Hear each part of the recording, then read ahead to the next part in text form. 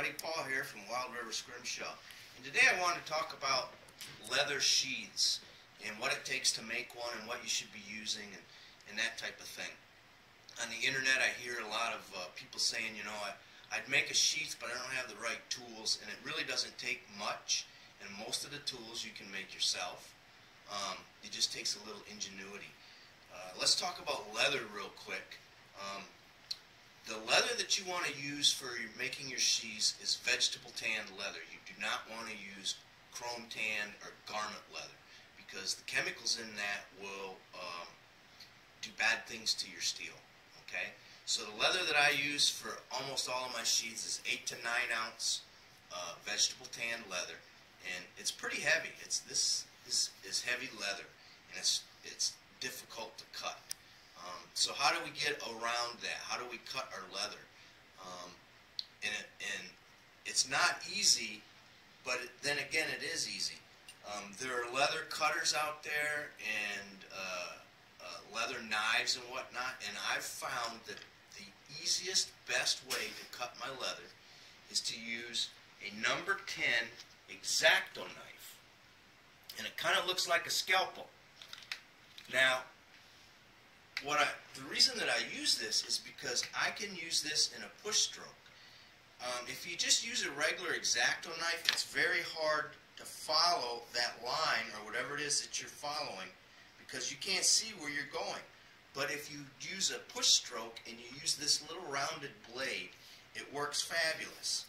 You can see where you're going. Here, I'll just draw a little line. I can follow that with this blade. And of course it takes multiple passes, but you just drop your blade back into that same groove and you follow it.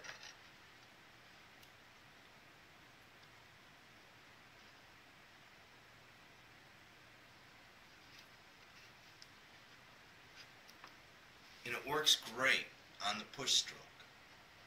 I also noticed that a brand spanking new blade bites a little bit, and after you've made a few passes and dulled that blade just a little bit, it works a lot better. Okay, so the next thing let's talk about is, I always make paper patterns, and you lay your paper pattern down on your leather and you cut it out. Now the next thing you need to do is cut out a welt to fit in between your pieces of leather. You should always have a welt in your knife sheath. Otherwise you'll cut your stitching. Okay, so let's talk about our stitching. How do we evenly place our stitching, and how do we mark our line for our stitching? If you make yourself a divider or have a divider like this, you just take your divider and it will follow curves. Say you want your stitches a 1/4 inch in from the edge of your leather. That divider will follow the outside edge of your pattern and create the perfect mirror image of your outside edge. You see this?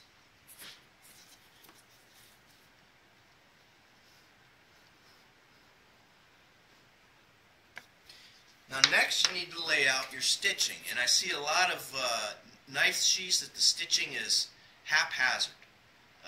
The stitches aren't even and they're not in a straight line.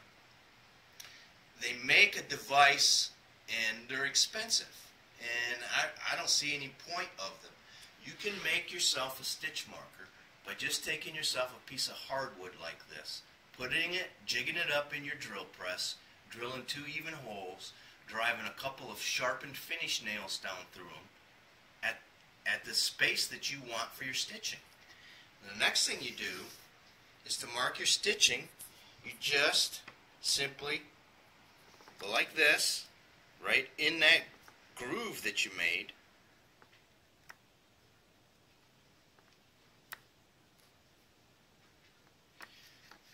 And it will mark your stitching. Then I take an awl and I go back and I just really define them.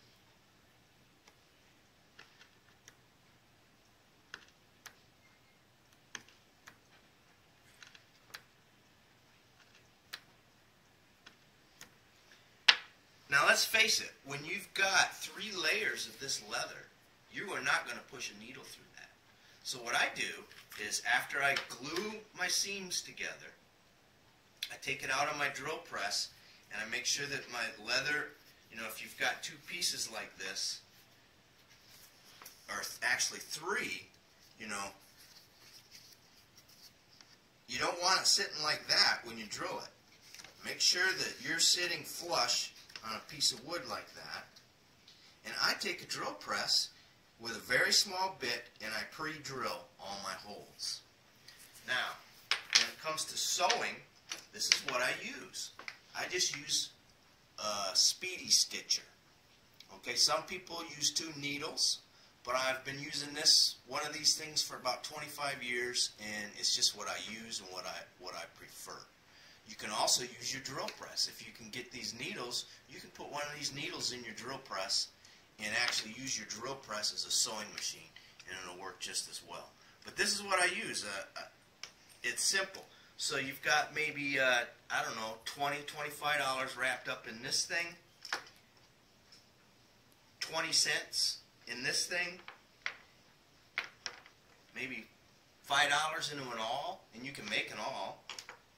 These are about $5 for a package of those blades. And a divider. And like I said, you don't need a divider. You can make one of these to use as a divider that will also mark your border for you, for your stitching. It's just that simple. Alright. Well, thanks a lot for watching. I hope this dispels some myths about leatherwork.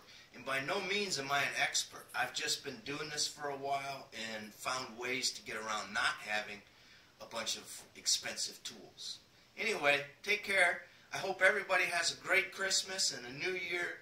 Till next time, Paul from Wild River Scrim.